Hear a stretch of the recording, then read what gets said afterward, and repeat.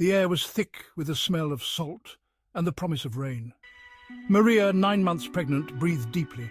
Each breath was a labour, but the ocean air was a balm on her tired soul.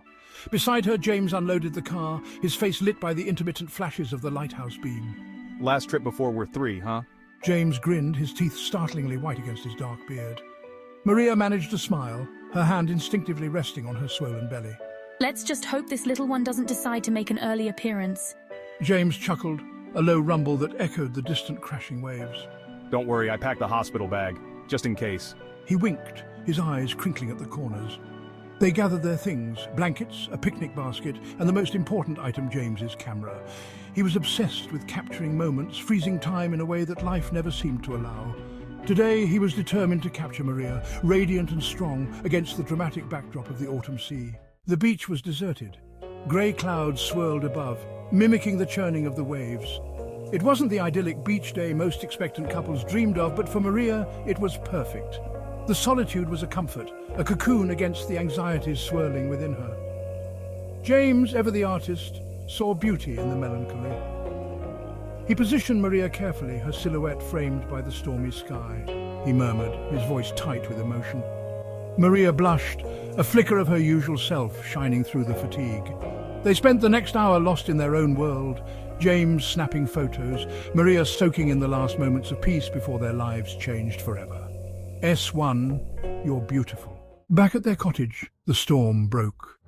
Rain lashed against the windows as James excitedly uploaded photos to his laptop. Maria watched him, a sense of unease creeping into her bones. It wasn't the storm, it was something else, a prickling at the edge of her senses. Look at these, Maria, you're going to love them. He beckoned her closer. The first few photos were beautiful.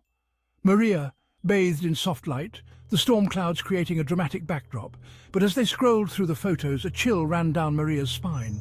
In the background of one photo, partially obscured by the mist, was a figure. Tall, impossibly thin, with unnaturally long limbs. It was just a trick of the light, she told herself. Just a gnarled piece of driftwood. But deep down, a voice whispered otherwise. Sleep wouldn't come. The figure in the photo seared itself into Maria's mind. She tossed and turned, her anxieties amplified by the raging storm outside. James slept soundly beside her, oblivious to her fear. She got out of bed, careful not to wake him, and crept back to the laptop. The figure was still there, lurking in the background. She zoomed in, her heart pounding in her chest. The closer she looked, the less human it seemed. Oh my God, what is that? The figure's face was obscured by the shadows, but Maria could have sworn she saw a pair of eyes glinting back at her. Cold, predatory eyes, eyes that seemed to watch her, follow her every move. She snapped the laptop shut, a wave of nausea washing over her. It's just a trick of the light, a figment of my sleep-deprived imagination. But the fear remained, a cold knot in the pit of her stomach. The next morning, the storm had passed. But a different kind of storm was brewing inside Maria. She confronted James, her voice trembling with barely suppressed panic. There's something in the photos, James. Something watching us. James, still groggy from sleep, laughed. What are you talking about?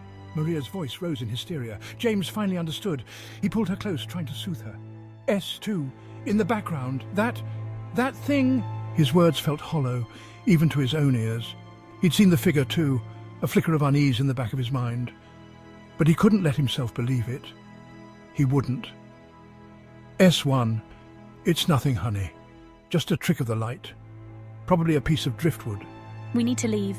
We need to leave now. James promised they would leave, just as soon as he packed the car. But as he stepped outside, the world seemed to shift. The air grew heavy, thick with a silence that was more terrifying than the storm. And then he saw it. Standing at the edge of the tree line, half hidden in the shadows, was the figure from the photos. It was real, and it was watching him. No, it can't be. James froze, his blood turning to ice in his veins. He understood now. This wasn't a trick of the light. It was something far more sinister, and it had come for them. A low growl emanated from the figure, a sound that seemed to vibrate in James's very bones. He knew with chilling certainty that he had made a terrible mistake coming here. And now it might cost him everything. S3, low growl,